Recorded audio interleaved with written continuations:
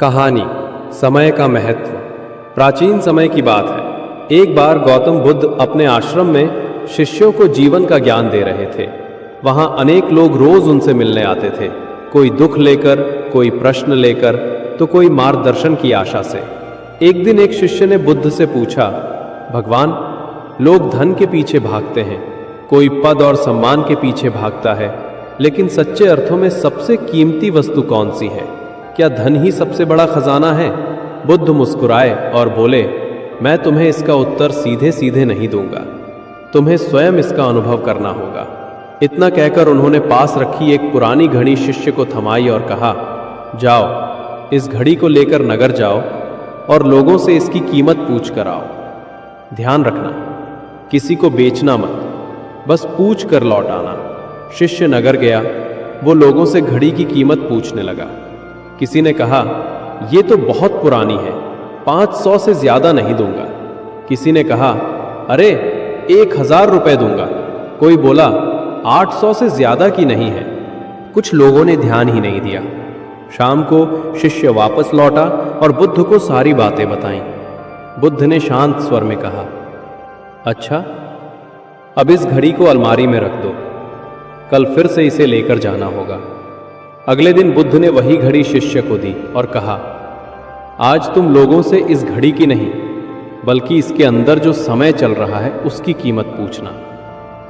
शिष्य को यह अजीब सा लगा, लेकिन वो गुरु की आज्ञा मानकर निकल पड़ा। वो बाजार पहुंचा और लोगों से पूछने लगा, भाई साहब बताइए, इस घड़ी में जो समय चल रहा है उसकी कीमत कितनी है? लोग चौंक गए। किसी ने कहा, क्या पागल हो गए हो?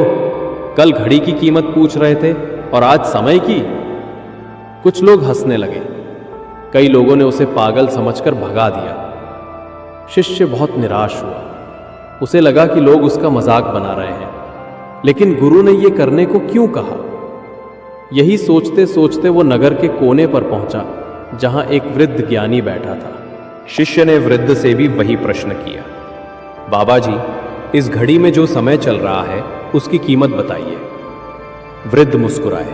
उन्होंने कहा, बेटा, समय की कोई कीमत नहीं होती। तुम धन देकर वस्तुएं खरीद सकते हो, तुम सोने चांदी से महल बना सकते हो, परंतु करोड़ों सोना देकर भी अपनी जिंदगी का एक क्षण वापस नहीं खरीद सकते। समय सबसे बड़ा धन है। ये किसी को उधार नहीं मिलता, ये किसी से छीना नहीं जा सकता और ये कभी लौट कर नहीं आता।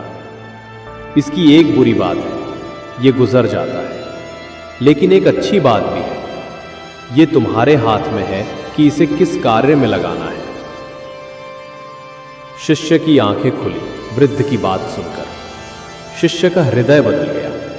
उसे लगा कि अब तक वो केवल वस्तुओं की कीमत सोचता रहा, लेकिन जीवन का असली खजाना तो समय है। वो तुरंत आश्रम लौट आया और बुद्ध को सारी बातें सुनाई। बुद्ध मुस्कुराए और बोले, यही मैं तुम्हें समझाना चाहता था। धन खो जाए तो फिर मिल सकता है, मित्र खो जाए तो फिर बन सकता है, पर खोया हुआ समय कभी लौट कर नहीं आता।